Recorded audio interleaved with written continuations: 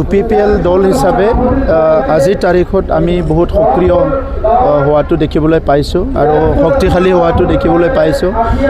কাৰণটো হৈছে যে UPPL দলৰ যি এটা আদৰ্শ আছে, নীতি আছে আৰু উদ্দেশ্য আছে, এইটো লাহেকৈ বিটিআৰ অঞ্চলৰ ৰাইজে সকলোৱে বুজি পাইছে আৰু অৰ্গেনিকেলি যিখিনি কথা চিন্তা কৰি UPPL দলে কাম কৰিছে তাত ৰাইজে বহুত সন্তুষ্ট হৈছে। এই ৩৫ লাখ জনসাধাৰণ থকা বিটিআৰ কাউন্সিলখনত সকলো জাতি জনগোষ্ঠীক একেলগে লৈ আগবাঢ়ি যোৱাৰ UPPLৰ যিটো মডেল সেইটো চবে একচেপ্ট কৰিছে আৰু স্বাধীনতাৰ প্ৰায় 70 ইয়াৰ্ছত নোহোৱা 75 ইয়াৰ্ছত নোহোৱা বিভিন্ন কামবিলাক আজি বিটিআৰ অঞ্চলত হৈছে। ভূমিৰ সমস্যা সমাধান কৰাই হওক, বিভিন্ন সমস্যা সমাধান কৰাই হওক, এই সমস্যা সমাধান কৰা যিটো পদক্ষেপ এইবিলাক দেখিবলৈ পাই সকলো ৰাইজে ওলাই আহিছে আৰু আজি UPPL দল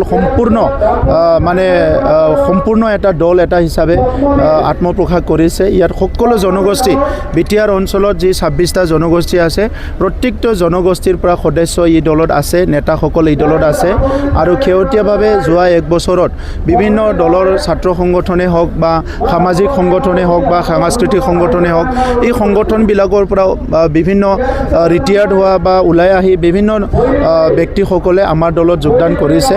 তো সেইকাৰণে এতিয়া 40টা সমষ্টি, 445টা প্ৰাইমাৰী আৰু 3200টা বুথত আমাৰ দলৰ কাৰ্যকৰ্তাসকলে সক্ৰিয়ভাৱে কাম কৰি আছে। চাওক, বিজেপি আগ্ৰাসী মনোভাৱ বুলি ক'ব নোৱাৰে, কাৰণ বিজেপি হ'ল সৰ্বভাৰতীয় দল। সেইকাৰণে ভাৰতৰ চাৰিসীমাৰ ভিতৰত বিজেপি দলেতো ৰাজনীতি কৰিবই। তো সেইটো আপুনি আগ্ৰাসী বুলি ক'লে নহ'ব, তেখেতসকলে ৰাজনীতি কৰি আছে। তো সেইটো কোনোবা আগ্ৰাসী কয়, কোনোবা কিবা কয়, সেইটো ব্যক্তিগত দৃষ্টিভংগী, কিন্তু মই সেইটো ক'ব নিবিচাৰোঁ। আমাৰ ভাৰতবৰ্ষৰ যিখিনি ৰাজ্য আছে বা ভাৰতৰ চাৰিসীমাৰ ভিতৰতে বিজেপি, কংগ্ৰেছ তেখেতসকলে ৰাজনীতি কৰিব আৰু আমাৰ কাউন্সিলতে আমি কনফাইন হৈ আছোঁ, কাৰণ এই কাউন্সিলৰ বিভিন্ন সমস্যাক লৈ, এই কাউন্সিলত বসবাস কৰা বিভিন্ন জাতি জনগোষ্ঠীৰ সমস্যাক লৈ, বড়ো জনগোষ্ঠীৰ বিভিন্ন সমস্যাক লৈ UPPL জন্ম হৈছে আৰু সেই হিচাপে আমি এই অঞ্চলৰ ৰাইজৰ কাৰণে কাম কৰি আছোঁ। নাই, ইয়াত আৰু ক'ব লগা নাই। নিজৰ নিজৰ দলীয় চিন্তা, নিজৰ নিজৰ দলীয় এজেণ্ডা লৈ কাম কৰিব, আমিও কৰিম, তেখেতসকলেও কৰিব, চবেই কৰিব। আৰু ইলেকশ্যনটোতো বহুত দিন আছে, 4 মাহ আছে আৰু। তো ছেপ্টেম্বৰত যদি আমি ইলেকশ্যন পাতোঁ, তো 4 মাহত বহুতখিনি কাম কৰিব লগা আছে ৰাইজৰ। মই এটা কথা ক'ব বিচাৰোঁ, আজি ভাৰতৰ গণতন্ত্ৰটো মাদাৰ অফ ডেম'ক্ৰেচি বুলি কোৱা হৈছে, মানে পৃথিৱীৰ ভিতৰতো সৰ্বশ্ৰেষ্ঠ গণতন্ত্ৰ। গতিকে আজিৰ তাৰিখত আমি ভাৰতীয় মানুহবিলাকে যোনে নেকি ভাৰতৰ গণতন্ত্ৰটো ইমান ওপৰলৈ লৈ গ'ল, ভাৰতীয় মানুহবিলাকে নিৰ্বাচনটো লৈ পেলাই ইমান হুলস্থুলুচ কৰিব লাগে বুলি মই নাভাবোঁ।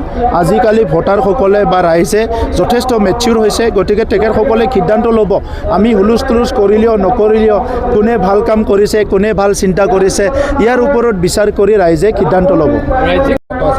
বৰ্তমান কি পৰ্যায়ত আছে? এইটো কেলেংকাৰী নহয়, এইটো অপজিশ্যনে টুইট কৰি পেলাই, এটা মিডিয়াই পিক কৰি পেলাই এইটো এটা কেলেংকাৰী বুলি এটা প্ৰচাৰ কৰিছিলে, কিন্তু ইয়াত কোনো ইয়াত ফাণ্ড ৰিলিজ কৰা হোৱা নাই। ইয়াৰ প্ৰক্ৰিয়াটো আৰম্ভহে হৈছিলে। চ' তাত স্পষ্টভাৱে কৈছে যে পাইৰেচি কিতাপবিলাক কিনিছে বুলি কেনে। গতিকে কিতাপটো পাইৰেচি হৈছে নে নাই এইটো চাবৰ কাৰণে আচলতে কিতাপ পোৱাবিলাকে কৈছে যে কিতাপটো ভাল। তো সেইকাৰণে পাইৰেচি হৈছে নে নাই এইটো তদন্ত কৰিবৰ কাৰণে আমি এটা কমিটি গঠন কৰি দিছোঁ। কমিটিয়ে ফাৰ্ষ্ট ফেজ মিটিং কৰি গ'ল, এতিয়া second phase, third phase meeting কৰি ৰিপৰ্ট দিব, সেই হিচাপে একশ্যন হ'ব।